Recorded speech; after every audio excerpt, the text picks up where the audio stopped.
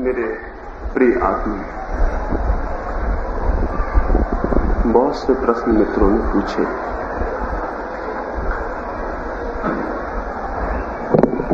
एक मित्र ने पूछा है कि मनुष्य को किसी न किसी प्रकार के डिसिप्लिन, अनुशासन, शिस्त की जरूरत तो होगी ही, जरूर है, अनुशासन की जरूरत है, लेकिन वैसे अनुशासन की नहीं जैसा अब तक रहा है। अनुशासन दो प्रकार के हैं। एक तो वो जो बाहर से थोप दिया जाए और एक वो जो स्वयं के भीतर से आए।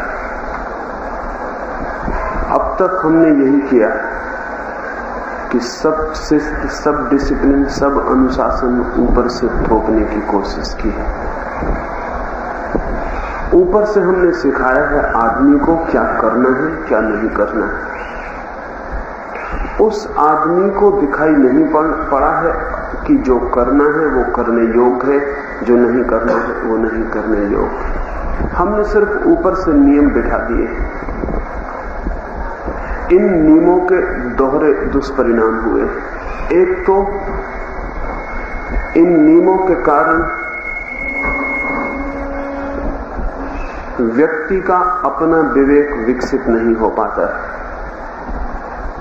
और दूसरा ऊपर से थोपे गए नियम मनुष्य के भीतर विद्रोह पैदा करते हैं।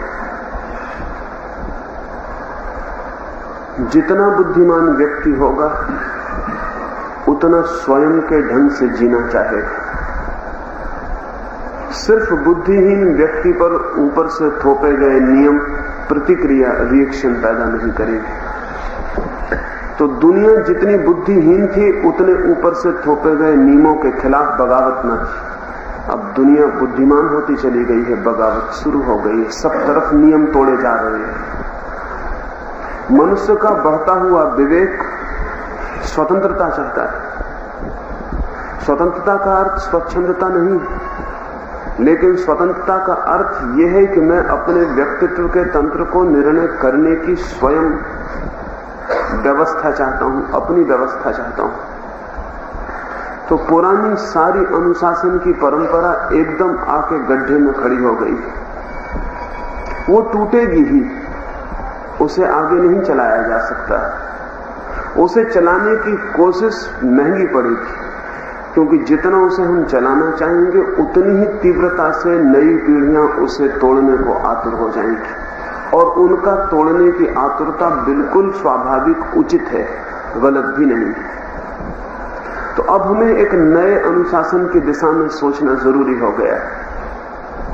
ऐसे अनुशासन की दिशा में सोचना जरूरी हो गया है जो व्यक्ति के विवेक के विकास से सहज फलित होता हो। एक तो ये नियम है कि दरवाजे से निकलना चाहिए, दीवार से नहीं निकलना चाहिए। ये नियम, जिस व्यक्ति को ये नियम दिया गया है उसके विवेक में कहीं भी ये समझ में नहीं आया है कि दीवार से निकलना सिर फोड़ लेना है और दरवाजे से निकलने के अतिरिक्त कोई मार्ग नहीं। उसकी समझ में ये बात नहीं आई।